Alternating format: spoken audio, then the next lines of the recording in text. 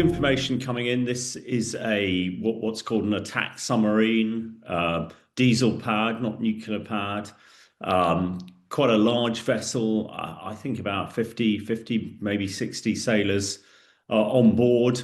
It's part of the Russian sort of submarine fleet, maritime fleet.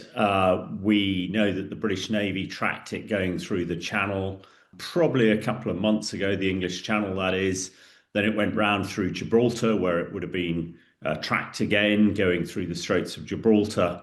And then in the last few days, Russian telegram channels have been describing various accidents or issues that have happened with the submarine.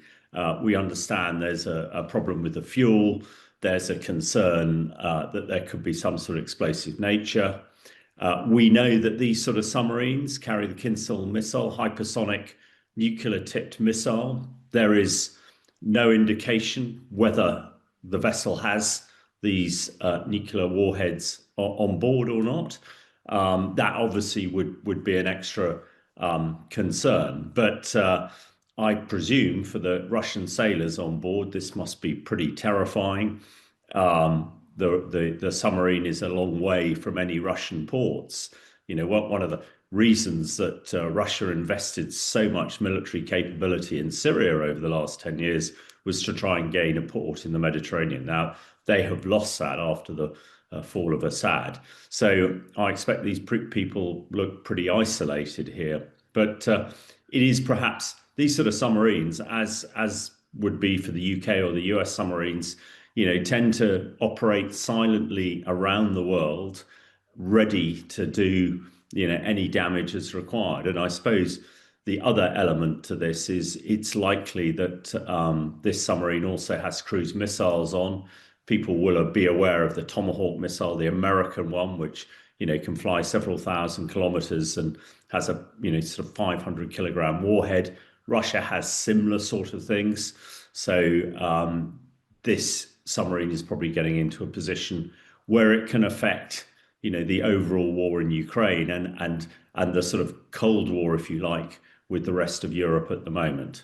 Russia's it doesn't have a very good reputation. I mean, its navy anyway is pretty ancient, and we've seen, you know, its Black Sea fleet in the Black Sea, which used to be, you know, the pride of the Russian Navy, has been pretty much destroyed by Ukrainian drones. We've seen their aircraft carrier limp around the Mediterranean in the last few years.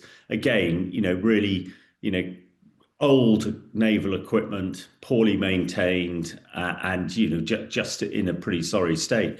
When it comes to submarines, again, the Russians have a pretty desperate history, and I'm sure everybody will remember the Kursk submarine that went down some years ago with all the crew on board, and this was a massive submarine. And actually, you know, Britain is expert in trying to recover submarines, and there was a British crew ready to go and rescue the Kursk, but Putin didn't want help, and as such, you know, a lot of Russian sailors died. But so the state of Russian naval equipment is generally pretty poor. This is probably an example of it, sort of poor maintenance.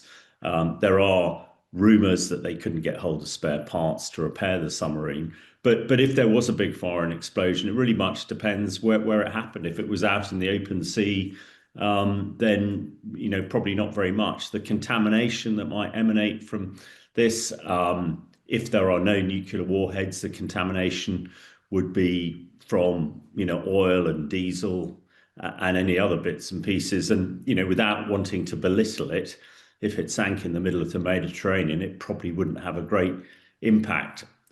If the ship was exploded in a port or something, that might be different.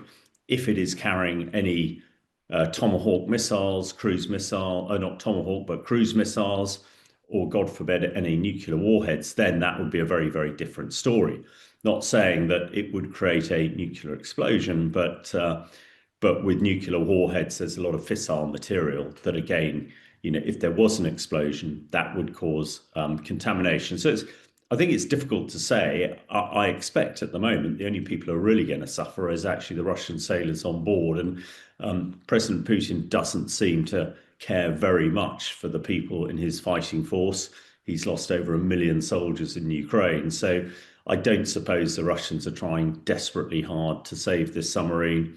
And if it sinks, unfortunately, it will just be collateral damage. No doubt, as we know, the British Navy and other navies in the Mediterranean are no doubt following this submarine and are there to help if required. But in the past, President Putin has not wanted to accept, preferred for his people to die at the bottom of the sea rather than accept help from NATO countries. I think the war is having a significant impact, particularly on the Russian Navy.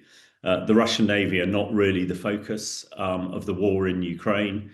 The Black Sea Fleet, as we've already discussed, has pretty much been destroyed. So the Russian Navy is not having a big part to play here. And it's very clear that the Russian economy is in a pretty desperate situation. Virtually every bit of Russian money is being used to buy or develop, make bombs and bullets and missiles and tanks. And I expect very little is going towards the Russian Navy because it's just not, it's not helping Putin in his war in Ukraine. Therefore, you can see that maintenance and spare parts are going to be in short supply because they have no money to repair them. And it might sound terrible to say, but Putin and the Russian admirals and leaders really don't care very much for the underlings, as it were, the sailors on the ships. And some of them live in some pretty frightful conditions. I expect most of the spare parts for Russian ships probably come from within Russia. I doubt that they're buying a great deal from outside. I mean, there might be some electronics that they can't get hold of now, but I expect this is more a symptom of poor maintenance and also, lack of money to keep these ships in tip-top condition. And a lot of them are pretty ancient. And a submarine is quite a complex vessel.